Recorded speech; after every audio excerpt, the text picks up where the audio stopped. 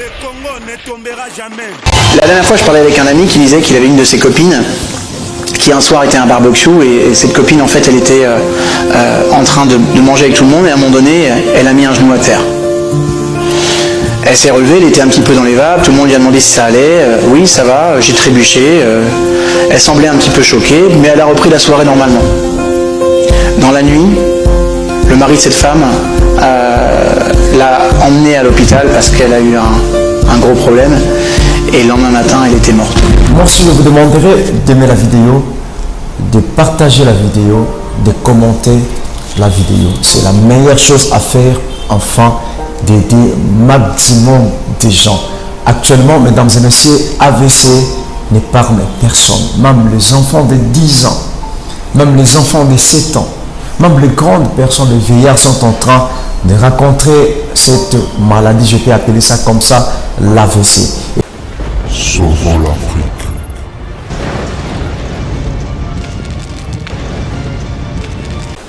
Sauvons l'Afrique. Salut mesdames et messieurs, je suis très content de vous retrouver encore en ce jour. J'aimerais essayer un peu de vous présenter une vidéo que j'ai suivie sur l'AVC. Mais avant tout, j'aimerais essayer un peu de vous relater mon histoire. Un jour, j'étais en train de chercher comment construire ma vie. Je me précipitais pour réussir dans le domaine des études. J'avais un oncle, je comptais vraiment sur lui parce qu'il m'aidait à plusieurs manières et à plusieurs reprises. Il avait vraiment un cœur d'une personne qui a la capacité d'aider les gens. Il m'a scolarisé et il m'avait promis que je n'irais quelque part, je ne citerai pas les noms, continuer mes études. Et pendant que je grandissais avec cette pensée-là d'aller quelque part et continuer mes études, du coup il m'a appelé un jour, je suis allé chez lui à la maison. Au moment où on était en train de s'échanger, il m'a dit « Jacques, je vais aller dans la chambre prendre un petit rien afin de te donner pour faire les projets et continuer avec tes études. » Il est allé chez lui dans la chambre vu que sa femme, elle était en voyage et les enfants n'étaient pas là le jour-là. J'étais seulement avec lui. Et à ma grande surprise, j'ai entendu quelqu'un crier dans la chambre. Je vous dis, c'était bizarre. Je me suis précipité dans sa chambre pour voir ce qui s'est passé le jour-là. J'ai vu oncle était tombé par terre, le visage défoncé et le main gauche ainsi, le pied gauche ne fonctionnait plus. Là où j'étais, enfant que j'étais, gamin que j'étais, jeune que j'étais, j'ai commencé à pleurer. À l'époque là, je ne savais pas quoi faire. La douleur me montait vraiment au cœur. Il ne parlait plus, il me regardait seulement comme ça. Alors, je suis sorti d'ailleurs pour essayer un peu de voir les gardes, afin qu'ils puissent entrer dans la chambre, de pouvoir m'aider. Une fois rentré avec les gardes dans la chambre, je vis directement mon oncle ne fonctionnait plus. Et c'était le jour-là que le projet qu'il avait pour moi, c'était parti en néant. Peut-être toi aussi tu as les gens qui devraient t'aider. Ces personnes-là présentent actuellement les signes d'AVC. Au travers de cette vidéo, mesdames et messieurs, je vais essayer un peu de vous proposer qu'est-ce qu'il faut faire pour éviter l'AVC et comment comprendre les signes d'une personne qui est en train de plonger déjà dans l'AVC. Cette vidéo peut t'aider, peut m'aider, peut aider aussi nos proches, les gens qui se retrouvent à l'entourage de nous. Je vous laisse d'abord à suivre cette vidéo qui sera affichée juste ici et nous allons continuer avec vous juste après cette vidéo. Aimez la vidéo, partagez la vidéo afin de pouvoir sauver beaucoup de monde. La dernière fois, je parlais avec un ami qui disait qu'il avait une de ses copines qui un soir était à un barbecue et cette copine, en fait, elle était en train de manger avec tout le monde et à un moment donné, elle a mis un genou à terre. Elle s'est relevée, elle était un petit peu dans les vapes, tout le monde lui a demandé si ça allait. Oui, ça va, j'ai trébuché. Elle semblait un petit peu choquée, mais elle a repris la soirée normalement.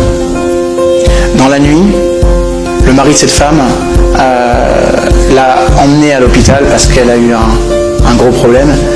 Et le lendemain matin, elle était morte. Ok, un AVC. Alors voilà ce qui se passe. Un AVC, dès que vous avez quelque chose qui semble anormal, alors vous voyez, ça peut sembler normal qu'une personne trébuche et dise bah, j'ai glissé sur une racine ou quelque chose, mais ce qui est intéressant, c'est qu'est-ce qui se passe après?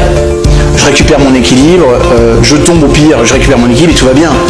Mais si après on sent que la personne est un petit peu dans les vapes, qu'elle est un peu sonnée ou choquée, immédiatement vous devez vous poser des questions. En tout cas, dès qu'il y a une anomalie dans le mode de fonctionnement, vous devez vous poser des questions.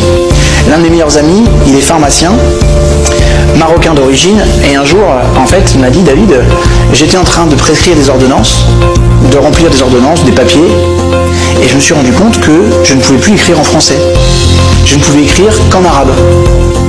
C'est un truc de dingue. Il me dit, j'arrive pas à me concentrer, et je lui dis, tiens, il se passe quelque chose, j'ai des fourmillements dans les mains, et il a eu le réflexe immédiatement d'appeler une amie médecin qui lui dit, oulala, attention, c'est un début d'AVC, il a été pris en charge, grâce à Dieu, il n'a rien eu. D'accord? Donc, dès que vous avez quelque chose chez une personne qui trébuche, ou qu'il y a quelque chose d'anormal, vous devez avoir les réflexes que je vais vous donner. Premier réflexe, demandez à la personne de sourire. Si elle est incapable de sourire par elle-même, c'est qu'il y a un problème neurologique.